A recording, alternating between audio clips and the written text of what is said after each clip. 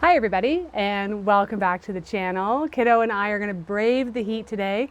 It's so hot. It's so hot, but we're going to go out and we're going to harvest some garlic scapes, and we're going to teach you how to make pesto.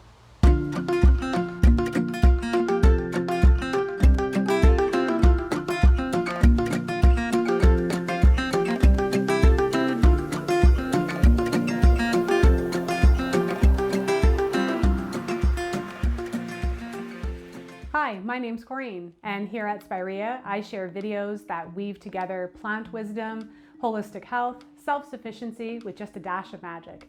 If this sounds interesting to you, I'd love for you to stick around. So it is the end of June here in Ontario, and our garlic scapes are ready to be picked. Not all of them, which actually makes me really happy because sometimes it's a little overwhelming to deal with, 280 garlic scapes all at once.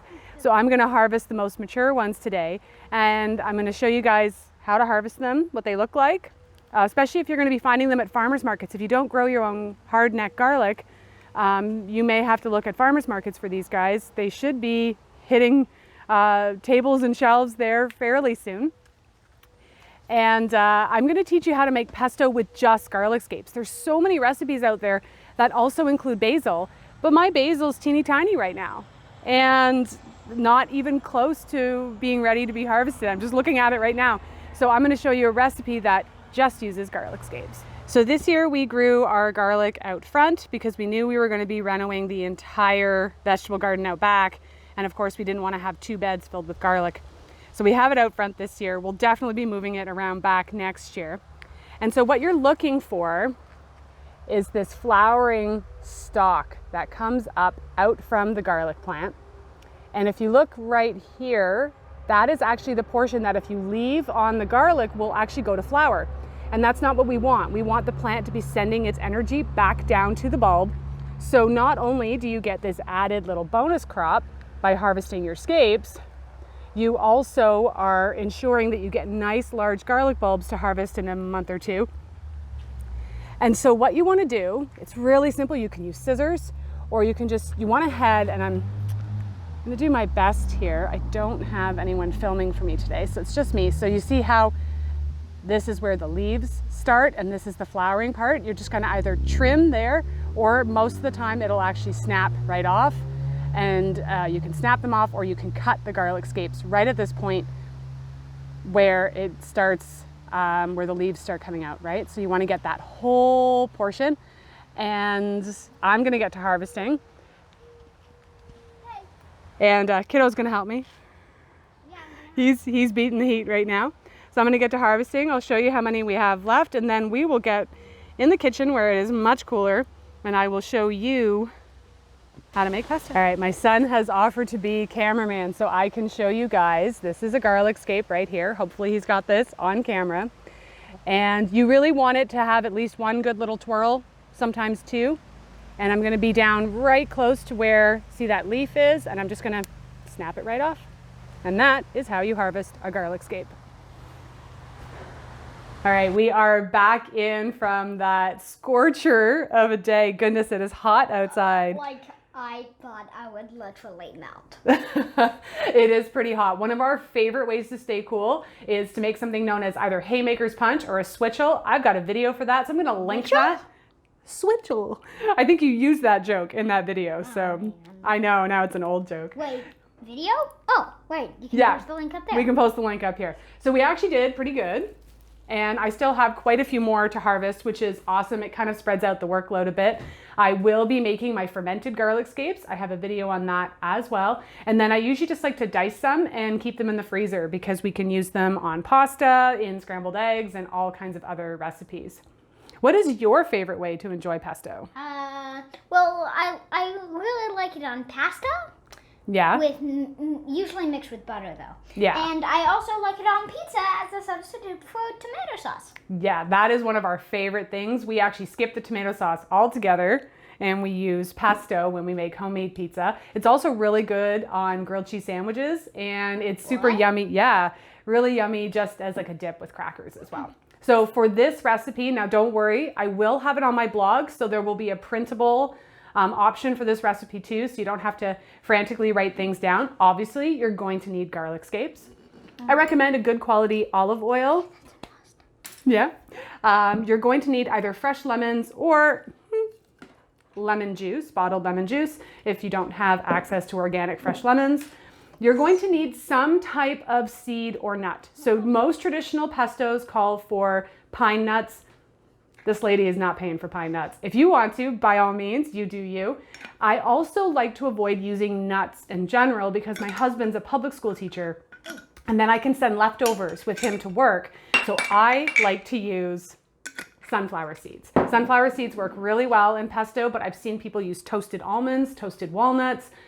Really, the sky's the limit, so you can experiment and see what you like with your family. And then optional, you can add grated Parmesan cheese. It's not really an optional for this family. It's not optional for us. We like the Parmesan cheese and then a bit of salt and pepper to taste.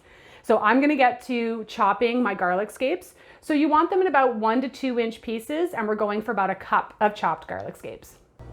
Okay, so I've got my garlic scapes chopped, and of course in true Korean fashion, I'm making this in bulk, so I've doubled the recipe, but you're going to need 1 cup of chopped garlic scapes. And I like to pulse these along with my nut or seed of choice before I add in the olive oil. So I'm gonna dump these into the food processor. And then you're going to need 1/3 of a cup of either nuts or seeds. Okay, so like I said, I'm gonna do sunflower seeds, but you can replace this with almonds, toasted walnuts, cashews, or of course, pine nuts. So I'm gonna put those in the food processor as well. And then you want to pulse them until they're really well, finely chopped and well incorporated.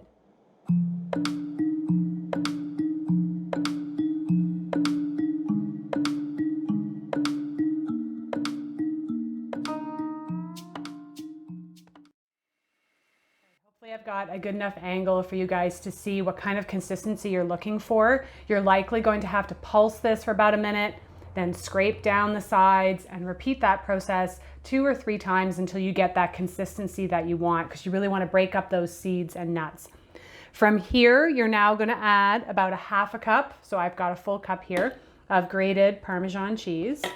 And again, this is optional. You do not have to include the cheese at all. You can just add your lemon juice and your pepper. Actually, I probably should have added the lemon juice at the part where I put in the scapes and the sunflower seeds.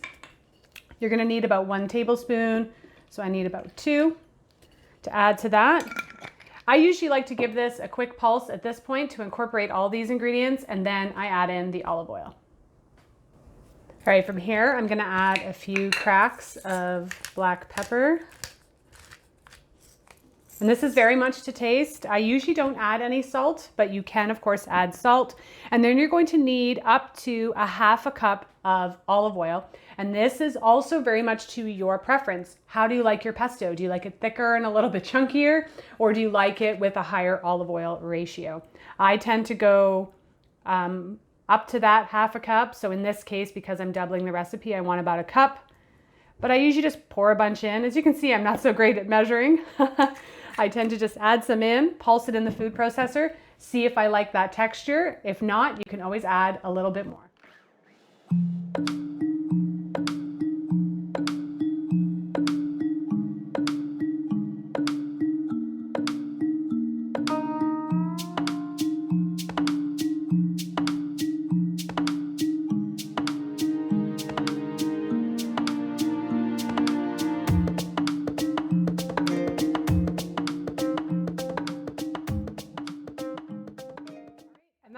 That's how easy it is to make pesto. Now I know your next question, okay, Corinne, how are we gonna preserve this for future use, right? But first, check out that color.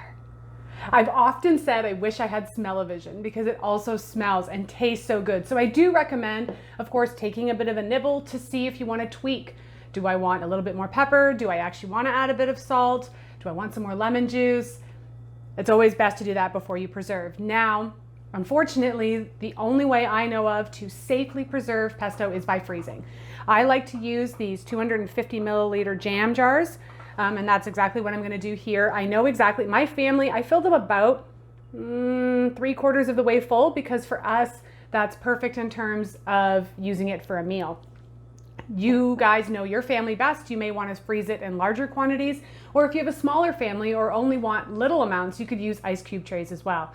There are no home canning safe recipes for pesto, either water bath or pressure canning. So please folks, keep your family safe. Don't give it a try. Olive oil based recipes like this are just a breeding ground for bacteria, even at pressure canning. So you really do have to freeze it. I'm not sure if there's other methods. If you guys know of any, I haven't tried dehydrating it. I don't think that would work, but it would be fascinating to try freeze drying it and seeing how that would work in terms of preserving. But as far as I know, freezing is the only way. So with doubling the recipe I shared with you today, now don't forget, this is going to be on my blog. Look at the description. There will be a link to that below. And that way you'll have a printable version of this that you can put in your recipe binder. I highly recommend a recipe binder, by the way. It's one of the ways that my family practices preparedness, because what if the internet goes down? I've got this massive binder with all of our favorite recipes. So that way I'm not reliant on something like Pinterest or something online in order to find all of them. So doubling this, I was able to get 3 jars, 3/4 of the way full, plus this guy who isn't quite full. So what I'll do with this jar is I'm gonna freeze it, and then the next time I make pesto, because I've got a lot more scapes to harvest, I'll just top up this jar before I fill the rest. Now this video was a special request by one of my viewers. So if you have something you want me to talk about, maybe it's a plant, maybe it's just discussions in how we heal and how we move through healing, or some recipes or garden tips or anything like that, please leave a comment below, because I do read all of your comments and I do my very best to respond to all of them personally as well. So I want to thank you for joining me on today's Garlic Scape Adventures, and I will see you in the next video.